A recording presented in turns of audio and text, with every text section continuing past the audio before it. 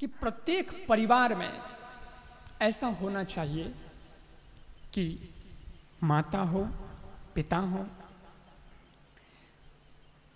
वे स्वयं अपनी ड्यूटी समझें, अपना कर्तव्य समझें और ये सोचें कि हमारे बेटों को हमें कैसा बनाना है, हमारे पुत्रों में कैसे संस्कार देने हैं, और समय रहते उनको भगवान से जोड़ दीजिए, नहीं तो धुंधकारी जैसी हालत हो जाएगी। समय रहते या तो उनके जीवन में भगवान को ले आइए या उनको भगवान से जोड़ दीजिए, या तो उनका हाथ भगवान के हाथ में सौंप दीजिए। रामचरितमानस का एक प्रसंग है और प्रसंग यह है कि बाली और सुग्रीव के बीच में लड़ाई होती है। ठीक है, कथा तो आप सब सुने, आपको सबको पता ही है, मैं तो खाली आपको बता रहा हूं सार। बाली सुग्रीव के बीच में होती है लड़ाई, हालांकि ये दोनों भाई होते हैं लेकिन इनमें लड़ाई हो जाती है। इधर राम जी आते हैं तो राम जी सुग्रीव को बोलते भाई तू यहाँ क्यों रहता ऋषि मुख पर्वत पर छुप के? तो बोले मेरे भाई से मेरी बनती नहीं है, भाई बहुत बलवान है, वो मेरे को देखता मार देगा, इसलिए मैं यहाँ छुप के बैठा हूँ, यहाँ सुरक्षित हूँ। भगवान बोले ना जा तू लड़ाई कर, मैं हूं तेरे साथ में, इस बार बाली आएगा तो मैं उसको एक ही बाण से मार दूंगा, एक ही बाण से मार दूंगा, तू जा। सुग्रीव जाता है, बाली को ललकारता है, सुग्रीव बाली के बीच में युद्ध होता है और भगवान राम जी पेड़ के पीछे छुपे हुए होते हैं। राम जी भाई सुग्रीव में तो इतनी ताकत थी नहीं, वो तो डरपोक था, उससे तो कोई बाली मरने वाला था नहीं, लेकिन राम जी सुग्रीव के पक्ष में खड़े थे, इसलिए राम जी ने छुप करके बाण मारा और बाली के यहाँ छाती में आके बाण लगा। बाली गिर जाता है जमीन पर, अभी श्वास निकली नहीं है उसकी, जिंदा है वो, लेकिन अब बचने वाला नहीं है, ये पक्का हो गया है। तो भगवान सामने आते हैं और बाली भगवान से कहता है कि बस यही बात, तुम भगवान कहलाते हो, परब्रह्म परमात्मा भगवान मर्यादा पुरुषोत्तम राम कहलाते हो, ये तुम्हारी मर्यादा, ये तुम्हारे लक्षण। मैं और मेरे भाई के बीच में लड़ाई थी, तुम बीच में कौन होते हो? तीर मारने वाले, और तुमने सामने से युद्ध करते तो कोई बात नहीं, तुमने तो छुप के वार किया पीछे से, ये कोई बात बनती है? ये तो युद्ध के नियम के भी विरुद्ध है। मारई मोई व्याध की नाई, और कहते हो कि धर्म है तो अब तरई गुसाई, काय का धर्म तुम्हारा, तुमने तो अधर्म किया है। भगवान के बीच में बाली की बात होती है और उसके बाद भगवान उत्तर देते हैं भाई मैंने धर्म का काम किया है, क्योंकि तूने भी अधर्म किया था, इसलिए मैं अधर्म को खत्म करने के लिए मैं कोई भी पैतरा अपना सकता हूँ। वो एक अपना कथा का पक्ष है, लेकिन मैं आज आपको दूसरे पक्ष की बात बताता हूँ। ये सारी बात हो जाती है, फिर बाली को भी भगवान की बात समझ में आ जाती है और बाली भगवान का भक्त बनता है। लेकिन भगवान कहते हैं बाली से कि बाली मैं तेरे को जिंदा भी कर सकता हूँ, क्योंकि मैं मार सकता हूँ तो मैं जीवन भी दे सकता हूँ, तेरे को जिंदा कर दूँ? बाली बोलता है नहीं, मेरे को जिंदा नहीं होना, मेरी मौत आई है, मुझे मर लेने दो, अब तो मेरा अंतिम समय आ गया, मुझे मर लेने दो, लेकिन एक काम मरते मरते मुझे करना है, बस वही काम ध्यान देना। क्या? बाली बोलता है ये तनय मम सम विनीत दास अंगद कीजिए। भगवान को कहता है भगवान ये मेरा बेटा है ना जिसका नाम है अंगद, ये अंगद का हाथ बाली अपने हाथ में पकड़ता है और मरते मरते अंतिम क्षणों में बाली अपने बेटे अंगद का हाथ भगवान के हाथ में दे देता है और कहता है मैं तो जा रहा हूं पर मेरे बेटे को तुम्हें सौंप करके जा रहा हूं, इसे अब आज से तुम संभालो। बस आपको लगेगा बाली ने बड़ा गजब का काम किया, बिल्कुल अच्छा काम किया एक पिता होने के नाते, लेकिन कमाल तो अंगद ने किया। अब अंगद को सुनो आप, कमाल तो अंगद ने किया।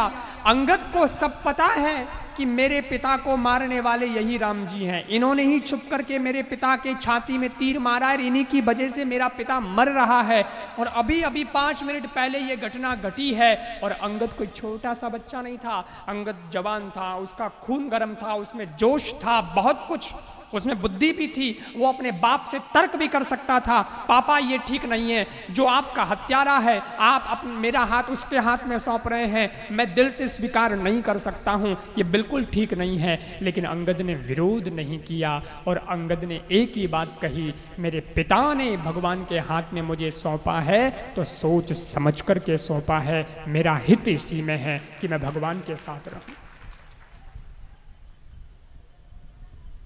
पहली बात तो ये, क्या आज के पिता, क्या आज की माता ऐसा करती है कि वो अपने बेटों का हाथ किसी संत या भगवान के हाथ में सौंपती है? और अगर सौंपती भी है तो क्या बेटे अंगद की तरह हैं जो सहर्ष चले जाएं? आज के बेटे तो कहते हैं माँ बाप तुम्हारे जमाने की बात हम पे मत थोपो, तुम्हारा जमाना और था, हमारा जमाना और है, हमको भगवान ने दिमाग दिया है, हमारा निर्णय हम खुद लेंगे, हमारा डिसीजन हम खुद करेंगे, आपको बीच में आने की जरूरत नहीं है। लेकिन मैं नौजवानों से एक निवेदन करना चाहता हूँ, नव युवतियों से भी निवेदन करना चाहता हूँ कि हमारे माँ बाप, हो सकता है वो कम पैसे वाले हों, हो सकता है कि उनके पास में पढ़ाई लिखाई की डिग्री कम हो, निश्चित रूप से ये तो होगा ही, क्योंकि आज की जनरेशन कहाँ पहुँच गई। आज जितनी स्कूल कॉलेजेस हैं पहले नहीं थी, माँ बाप के ज़माने में इतनी स्कूल कॉलेज नहीं थी, इतना डेवलपमेंट नहीं हुआ था।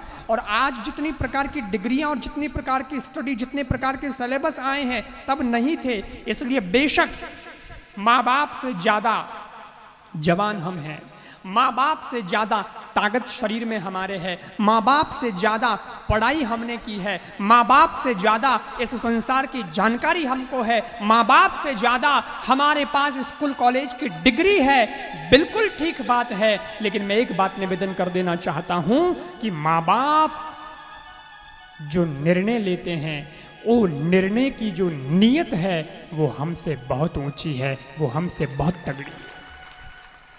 कोई माँ बाप की नीयत बेटों के प्रति गलत नहीं होती कि मेरा बेटा बर्बाद हो जाए, कि मेरी बेटी बर्बाद हो जाए। वो हो सकता है कि कम पढ़ी लिखी हो, अब बूढ़ी हो गई है, उसको ज़्यादा कुछ नहीं है दुनिया का ज्ञान, आज की दुनिया कहाँ पहुँच गई है, लेकिन उसकी नीयत हमेशा ये होती है कि मेरे बेटे का हित हो और मेरी बेटी का भला।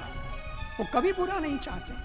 इसलिए मैं निवेदन करता हूं कि कभी कभी कोई निर्णय आपको अच्छा न भी लगे तो आप निर्णय पे मत जाना, आप माँ बाप की नीयत पे जाना कि मेरे माँ बाप ने ये नीयत जो जिस नीयत से ये निर्णय लिया है वो नीयत बहुत अच्छी है, तो अब तो मुझे मेरे माँ बाप का कहना मानना ही है।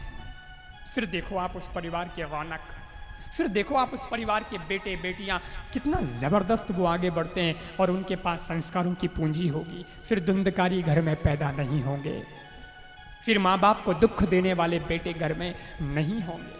ये फर्ज बनता है हमारा। आज आत्मदेव ब्राह्मण दुखी है कि मेरा बेटा ऐसा है, मैं क्या करूं। लेकिन तभी गौकरण जी आए। गौकरण जी ने कहा क्या बात है पिताजी, आप इतने दुखी क्यों हैं? बेटा मैं क्या करूं, मैं बहुत दुखी हूं, क्योंकि ये धुंधकारी है ना, ये मानता नहीं है। लेकिन उस वक्त